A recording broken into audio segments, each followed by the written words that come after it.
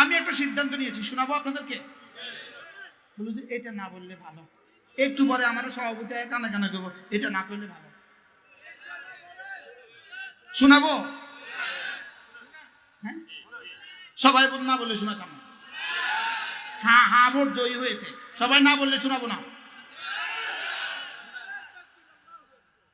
আমি সিদ্ধান্ত নিয়েছি যে ফজর পড়বে না তাকে ভোট দিব না।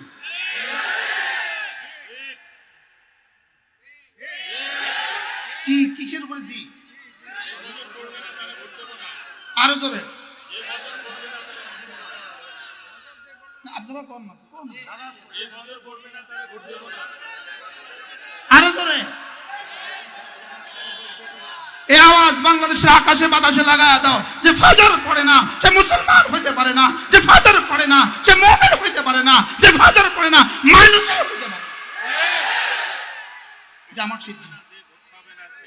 আমি বলি কাকা গো ভোটটা দিবেন কাকে, ফজর পড়বে যে তাকে। কি বলছি বলেন? ভাইয়া গো ভোটটা দিবেন কাকে, ফজর পড়বে যে তাকে। একমত? বলেন ইনশাআল্লাহ, বলেন ইনশাআল্লাহ। আল্লাহ আমাদেরকে তৌফিক দান করেন। আচ্ছা, আমাদের এই দৃশ্য দেখে যদি বাংলাদেশের কোন দল সিদ্ধান্ত নেয় আমরা এমপিরা সব যতজন প্রার্থী আছে সব প্রার্থীকে কালকে থেকে ফজর পড়তে হবে, আমরা বলবো তাহলে আমরাও ওদেরকে দেখবো, অসুবিধা কোথায়?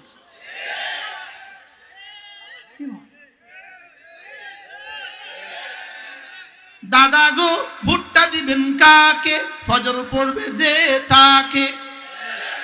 দাদি গো ভোটটা দিবেন কাকে, ফজর পড়বে যে তাকে। এটা কি শুধু এই মাঠে শেষ হবে না, রাস্তা তো যাবে? বলেন ইনশাআল্লাহ, বলেন ইনশাআল্লাহ। কাকে ভোট দিবেন? ওলামা একরাম জিজ্ঞেস করবেন হুজুর এর পক্ষে কি আপনার কাছে কোনো দলিল আছে? হ্যাঁ আছে। ওয়ালা তুতি মান আগফালনা কলবহু আন যিকরিনা, ওয়ালা তুতি মান আগফালনা কলবহু আন যিকরিনা, যে আমার জিকির থেকে গাফিল, খবরদার তুমি তাকে নেতা বানাবা না। আমার জিকির থেকে গাফিল তাকে মেম্বার বানাবা না। আমার জিকির থেকে গাফিল তাকে চেয়ারম্যান বানাবা না। আমার জিকির থেকে গাফিল তাকে এমপি বানাবা না। যে জিকির থেকে গাফিল, যে কোরআন থেকে গাফিল, যে নামাজ থেকে গাফিল, যে জুমা থেকে গাফিল, যে ফজর থেকে গাফিল, তাকে নেতা বানানো যাবে না। কি বলছি?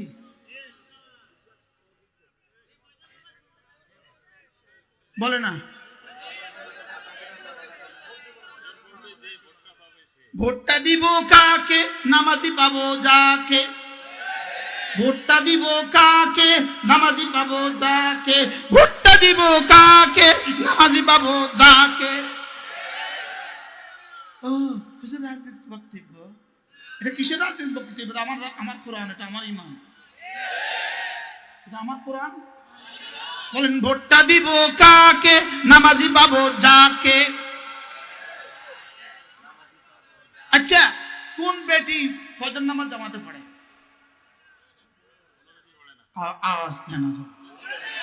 কোন বেটি ফজর নামাজ মসজিদে এসে পড়ে? তাহলে বোঝা গেছে যে ফজর নামাজ মসজিদে এসে পড়ে না সে ভোট পাবার উপযুক্ত না।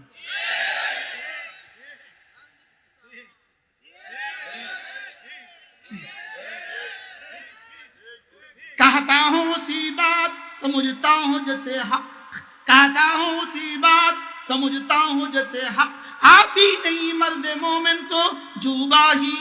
সে কথাই বলবো যেটা কি হক বুঝেছি। কি হয় মন থাকবে তো ইনশাআল্লাহ। আল্লাহ আমাকে তৌফিক দান করুন। কথা তো দূর চলে গেছে না, কি করব?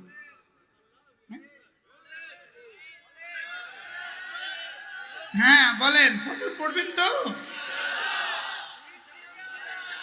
হ্যাঁ, তাহলে কষ্ট কষ্ট কয় কষ্ট? মনে করছে হুজুর ভুলে গেছে। কষ্ট কষ্ট কয় কষ্ট? তাহলে এই বাজারের, এই জিন্দেগির, এই জীবনের, এই দুনিয়ার, এই হায়াতের কষ্ট আছে না নাই? এই কষ্টের সাথে কোন কষ্ট মিলাতে হবে? বলো, নামাজের কষ্ট, রোজার কষ্ট। আচ্ছা, আর একটা বাড়তি কষ্ট মিলাতে হবে, বলবো? বলবো বলবো এটা বাড়তি কষ্ট আছে, বলবো।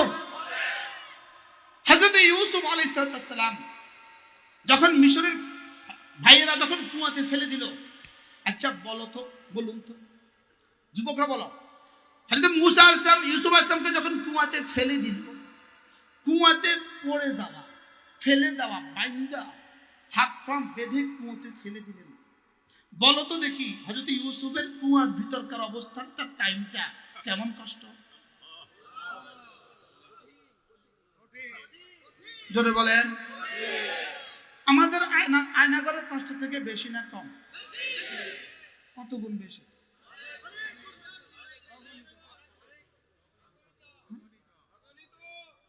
আমরা যখন আয়নাঘরে, আমি যখন জেলখানা, তখন ওরা এসে জিজ্ঞেস করতো হুজুর কবে বের হবেন? আমি বললাম বের হওয়া নিশ্চিত, জিন্দা বা মুর্দা। আমি এক আওয়াজ দিতাম, আমি বের হবই হবো ইনশাআল্লাহ, জিন্দা বা মুর্দা। আমি গ্রিলে দাঁড়ায় দাঁড়ায়, জানালা দাঁড়ায় দাঁড়ায়, জানালা আছে আর আমি আছি, রড আছে আর আমি আছি, দাঁড়া দাঁড়া করতাম। আমি নাম দাঁড়া দাঁড়ায় বলতাম জালিম কা কুছ রাহতা নেই, মজলুম কা কুছ জাতা নেই। আবার প্রায় আমি আমি হাসতাম, মুস্তি মুস্তি হাসতাম আর কইতাম। ওই সামনে দেখতাম খেতে, এই মাইরা খেত আছে না, সামনে শুধু মাইরা খাত ছিল, মাইরা খাত। তো মাইরা খাতের মধ্যে ইঁদুর দৌড়াদৌড়ি করতো, ইঁদুরের মিয়া বিবি দৌড়াদৌড়ি করতো। আমি বলতাম ও ইঁদুর, তুই তো আমার চেয়ে স্বাধীন। ইঁদুর কিন্তু মিয়া বিবি তাকে ঘটতো। আমরা জেলখানে মিয়া বিবি ছিলাম ঘর। ইউসুফ আলাইহিস সালামের কষ্ট কুয়ার ভিতরের কষ্ট বেশি না আমাদের জেলখানার কষ্ট বেশি? কত গুণ বেশি। আচ্ছা আচ্ছা, নবী যিনি নবী হবেন তার এই কষ্টের মোকাবেলায় তার খবরটাও কেমন ছিল? নিশ্চয়ই এখানে এক যাররাও রব্বে কারীমের সিদ্ধান্তের উপরে ছিল না, ঠিক না? খবরটা কেমন ছিল বুঝে না। এটা আমাদের দামাকে ধরবে? আমাদের দামাকে ধরবে না। তাহলে কি পরিমাণ কষ্ট ছিল, কি পরিমাণ সবর ছিল, কতদিন ছিলেন এটা এই মুহূর্তে আমার জানা নাই। হুজুরা বলবেন তারিখে কতদিন লেখা আছে। হযরত ইউসুফ আলাইহিস সালাম কুয়াতে কতদিন ছিল এই মুহূর্তে আমার কি নাই। তাহলে এই কষ্টটা কেমন? আচ্ছা, ইউসুফ আলাইহিস সালামকে যখন কুয়া থেকে বের করে উপরে উঠান নিয়ে আসা হলো, একটু খুশি লাগছে না? লাগছে না? হ্যাঁ, যে ওই খুশিটা কেমন? আমরা যেদিন জেলখানা থেকে বাইরের গেটে দিয়ে দিল, এদিন খুশিটা কেমন? কিন্তু আমার গেটে দিয়ে আবার লয়ে গেছে, গেটে দিছে, এক বাইর করে দিছে, দিয়ে আরেক বাহিনী এসে থমারে আবার লয়ে গেছে। আমি তখনও মনে মনে কই সিদ্ধান্ত একটা, বাইর হবো আমি, জিন্দাবাদ মুর্দা, বাইর হব জিন্দাবাদ। এবার হযরত ইউসুফ কিছুটা খুশি হয়েছেন। খুশির রেশ কাটতে না কাটতে, এক সেকেন্ডের মধ্যে, এক মিনিটের মধ্যে রেশ কাটতে না কাটতে, এবার হাত পা বাঁধা গোলাম হিসাবে বাজারে বিক্রি হচ্ছে ইউসুফ। আচ্ছা, এবারের কষ্টটা কেমন? নবীর ছেলে নবী, নবীর ছেলে নবী, দাদাও নবী, বাবাও নবী, নিজেও নবী, করিম ইবনু করিম ইবনু করিম, দাদা নবী,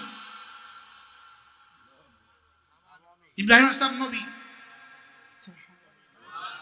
ইসহাক আলাইহিস সালাম নবী, ইয়াকুব আলাইহিস সালাম নবী, ইউসুফ আলাইহিস সালাম নবী, নবীর বাপ নবী, দাদা নবী, দাদার বাপ নবী। আর এই ছেলেকে বিক্রি করা হচ্ছে মিশরের বাজারে। আচ্ছা, ওই সময় তার মনে কষ্টটা কেমন? আচ্ছা, এই মনে কষ্টের জবাবে ইউসুফের সবরটা কেমন? সুবহানাল্লাহ বলে না? কষ্টটা কেমন, সবরটা কেমন? আচ্ছা, এই দুটো হয়ে গেল। এবার এক বাড়িতে গিয়ে গোলামের জিন্দেগি।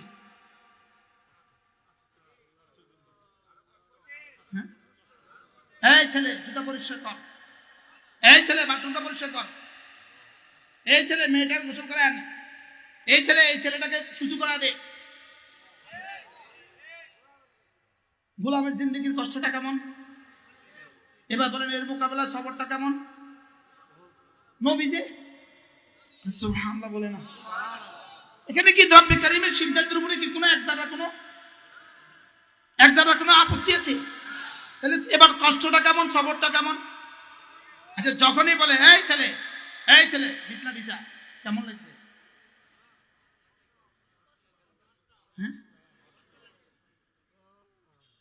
এবার সবরটা কেমন? আচ্ছা এরপরে বাবার বিরহের কষ্টটা কেমন,